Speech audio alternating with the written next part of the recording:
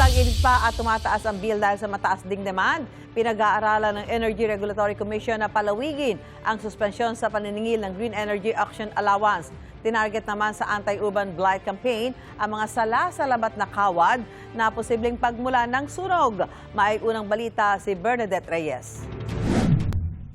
Nakasanayan na marahil ng mga residente ang spaghetti wires na ito sa Manga Avenue Corner Ati Street, Barangay Kalawaan, Pasig City. Ang mga kableng takaw, sunog at disgrasya, maingat na tinanggal ng Meralco bilang bahagi ng kanilang anti-urban blight campaign. We are really serious in enforcing what is needed to be enforced in order to put things in order. At hindi lang po dito sa area na ito, as you know, it's the entirety of the city of Pasig and even beyond. Pinatawag din namin lahat ng telcos na sabi namin, susuportahan namin yung Meralco dito kasi hindi pwedeng habang buhay ay ganito ang sitwasyon ng mga spaghetti wire natin. Gaya ng sala sa labat na kawad, kawing-kawing din ang problema ng taga Quezon City na si Rosemary. Dagdagan pa kung paano babayaran ang lumobong bill ngayong buwan. Ito lang month ng May, tumaas. Tumaas siya na more than 2,000. Siguro dahil sobrang init, Kaya, sabay-sabay ang gamit ng electric fan. ayon sa Energy Regulatory Commission o ERC, talagang tumataas ang bayarin kapag tag-init. That has always been the trend. Every time na may mga alerts, tumataas yung rates.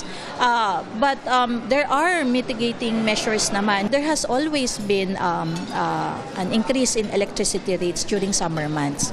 Kasi mataas yung demand and then if may outages, doon po nagkakaroon ng problema sa supply. Pag-aaralan daw ng ERC kung kaya pang i-extend ang suspensyon sa paniningil ng Green Energy Auction Allowance o GEAAL na pondong ginagamit para sa pagdevelop ng renewable energy project sa bansa. Yung GEAAL o yung Green Energy Auction Allowance was suspended for the month of May. Kaya this month, meron kaming slight reduction of a little over 1 centavo per kilowatt hour. Na-announce na po namin, kung hindi ko nagkakamali, 1.5 centavos na reduction for the month of May. So basically flat, pero hindi pa natin alam ano yung impact ngayong June. Sa kabila naman ng ilang beses na anunsyo ng manipis o kapos na supply ng kuryente ngayong buwan, sinabi ng DOE na may ginagawa para maiwasan na ito. You attribute that to more of volume. So we use more kilowatt hours. Yun yung nagiging behavior. Meron tayong mga power projects in the pipeline. Aside from that, continuous yung repair ng mga generating facilities na nag-give in. Ayon sa Department of Energy ngayong taon, may inaasahang karagdagang 1,000 megawatts na supply ng kuryente. Bukod pa yan sa mga plantang sumailalim sa maintenance.